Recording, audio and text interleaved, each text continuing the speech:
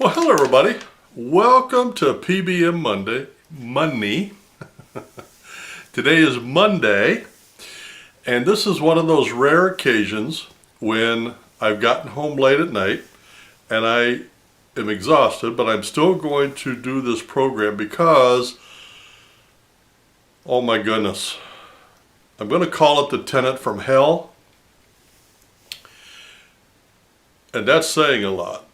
I've been in the business a lot of years, both as owner and as worker. This guy was a piece of work. Okay, so in our little ministry house, I rented to him and his wife in November a year and a half ago. And, they caught me at a bad time of year. They caught me in a cash flow problem. They just caught me at the perfect time to throw me a line of crud, and I wanted to believe it. I won't make that mistake again. Now, I gave him a really great deal. I knocked $100 off of the rent. I got rid of the pet addition to the rent, which amounted to another $50 per month. And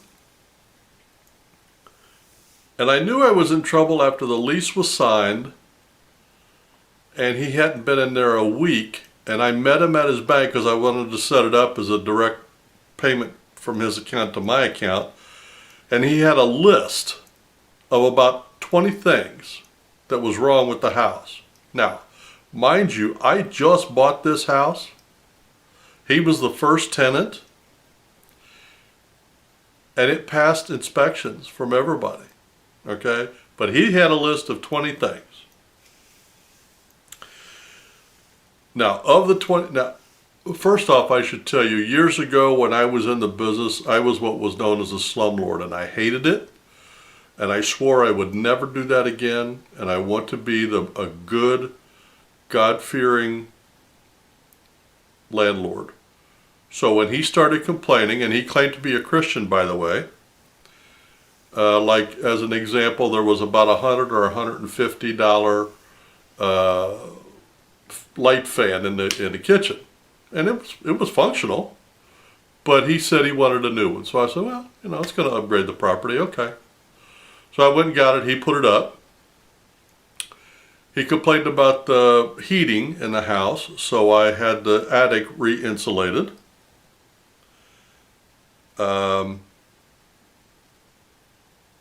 Then he broke the thermostat, and I replaced the thermostat. Now, all of these things were within the first 30 days. He paid November, December, January, February, and that was it. In March, he called me and said, hey, we caught the COVID. No, of course you did. And I never heard from him again.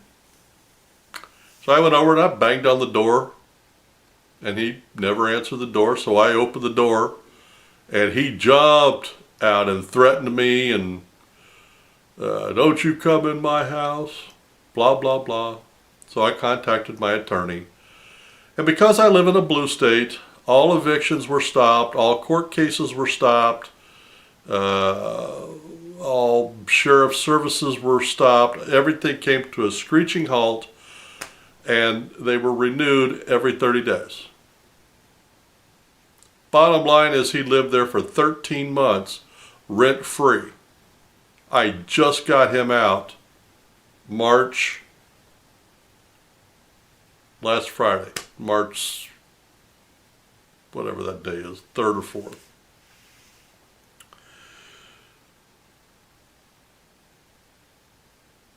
After hearing from him all the time, whining and complaining, I never heard another word from him. Now, being a Christian, I remembered the story in the Bible where it says, if two of you are going to court, Try to work your differences out between you, because you never know how it's going to go in court. So I called him. And I said, hey, now this was about 6 months in. I said, hey, I understand stuff happens, and you got the COVID and blah, blah, blah.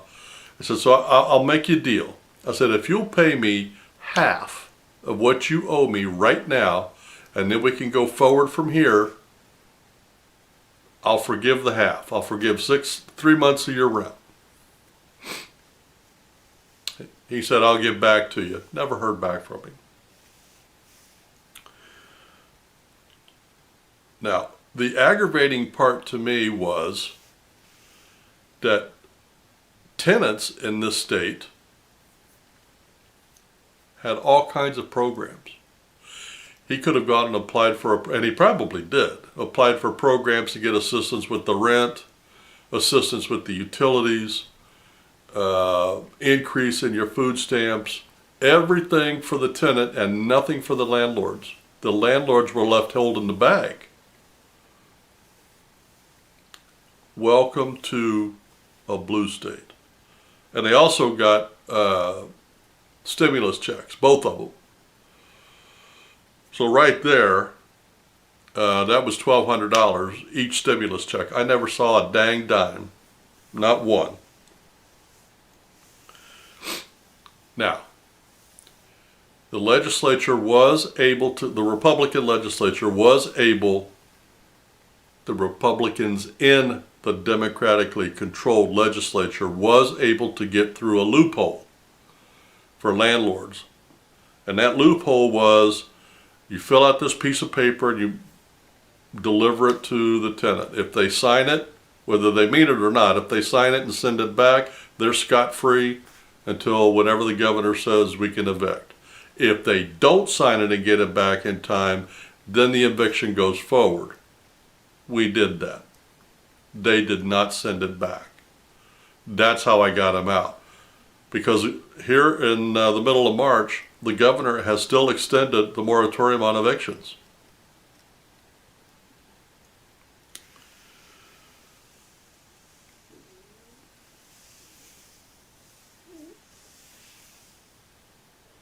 Even after they got the girl called me, even after she was evicted, 2 days before she was to leave, she said, hey, can I have some more time? I ripped into her. I said, you've had 13 months to get things together. You've stolen $10,000 from me. No, you don't have more time. And she said, well,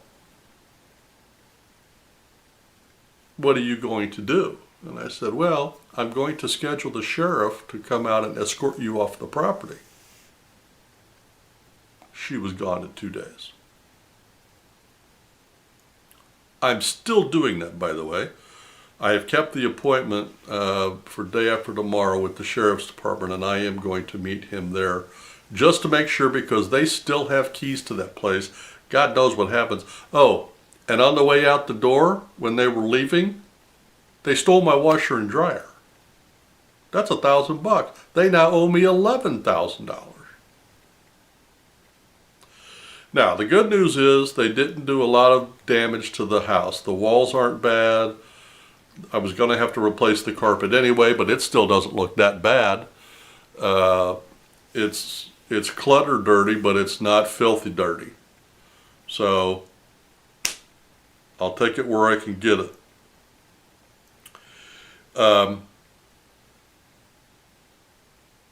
So what do we do now? I mean, where do we go from here?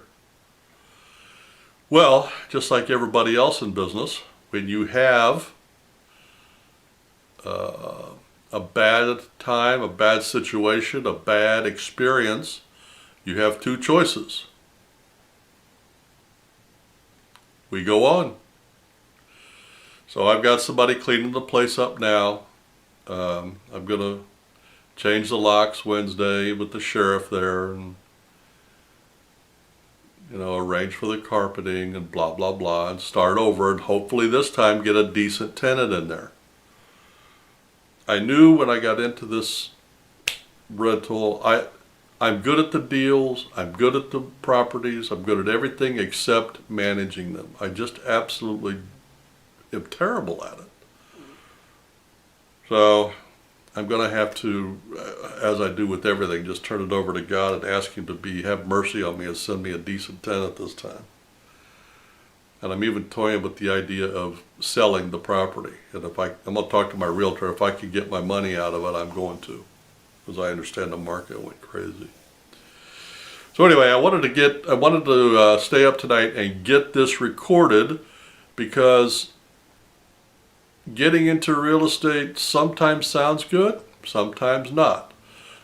I don't want to ever be accused of only giving out good news and good information. The last video I did, I talked about getting turned down for a Bank of America credit card, and this time I'm talking about losing $11,000 on the tenant from hell. So, it's not all rainbows and puppy dog tails. There are some things you have to deal with, and some things nobody wants to deal with, but you still have to. So anyway, the tenant from hell. But God has protected me. I mean, He gave me the forbearance, so the ministry didn't really lose any money. They haven't come to collect on that yet. So God is good, as usual. So we'll see what happens from here. But for right here and for right now, after 13 months, I finally got that deadbeat loser. Oh, by the way, I wanted to give his name, him and his wife's name. I'm not going to give their last name.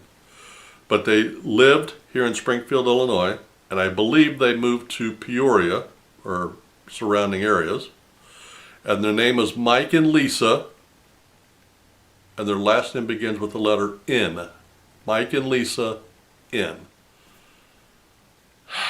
Tenants from hell. So if they contact you, don't listen to a word they say, and no matter how much cash they flash in your face, don't take it. Well, you guys have a great week, and happy investing, even in real estate.